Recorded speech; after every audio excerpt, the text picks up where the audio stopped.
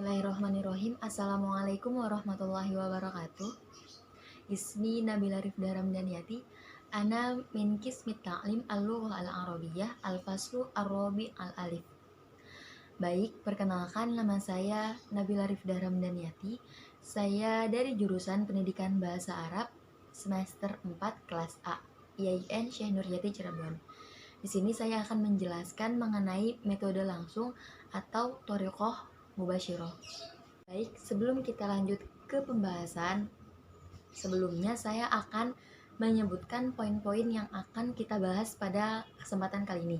Yang pertama ada latar belakang, yang kedua ada landasan teori, yang ketiga ada karakteristik, yang keempat ada tujuan, yang kelima ada peran guru, yang keenam ada peran siswa, dan yang terakhir ada kedudukan buku ajar atau materi.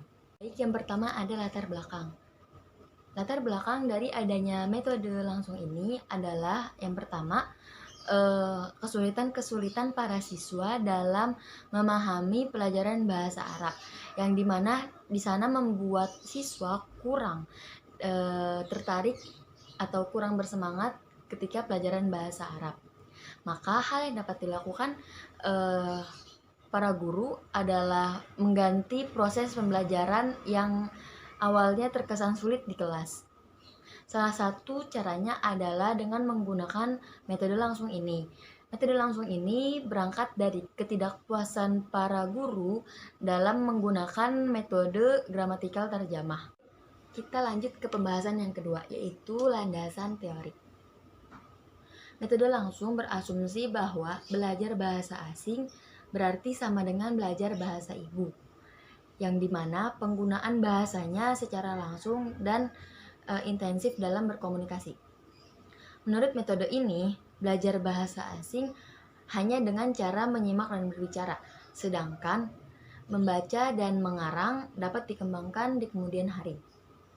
Sebab metode ini berasumsi bahwa inti bahasa adalah menyimak dan berbicara. Oleh karena itu, di sini para siswa dituntut harus dibiasakan berpikir dengan bahasa asing. Untuk mencapai semua ini, penggunaan bahasa ibu ditiadakan sama sekali. Bahkan unsur tata bahasa pun tidak terlalu diperhatikan di sini. Kita masuk ke poin ketiga. Poin ketiga adalah karakteristik metode langsung. Di sini ada 6 karakteristik. Yang pertama, dimulai dengan kata per kata. Yang kedua, mengutamakan maharoh kalam.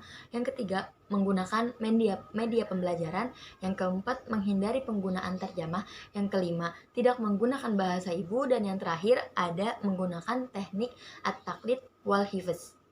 Kita masuk ke poin keempat. Poin keempat itu adalah tujuan.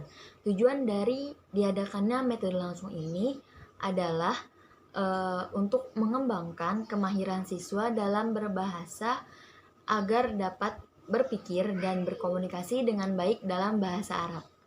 Baik, kita masuk ke peran guru dalam metode langsung. Peran guru di sini memiliki 10 peran. Yang pertama sebagai kreator, yang kedua sebagai inspirator, yang ketiga sebagai informator, yang keempat sebagai organisator, yang kelima sebagai motivator, yang keenam sebagai inisiator, yang ketujuh sebagai fasilitator, yang kedelapan sebagai pembimbing, yang kesembilan sebagai pengelola kelas, dan yang terakhir sebagai supervisor. Kita masuk ke poin yang terakhir, yaitu kedudukan buku ajar atau materi dalam metode langsung ini. Menurut saya, kedudukan buku ajar atau metode atau materi dalam metode ini tidak terlalu dibutuhkan. Mengapa? Karena metode ini sangat mengutamakan kemampuan menghafal dan berbicara, serta tujuannya hanya untuk melatih kemampuan siswa dalam berkomunikasi menggunakan bahasa Arab dengan baik. Mungkin hanya itu yang dapat saya sampaikan, kurang lebihnya mohon maaf. Billahi taufiq wal hidayah. Wassalamualaikum warahmatullahi wabarakatuh.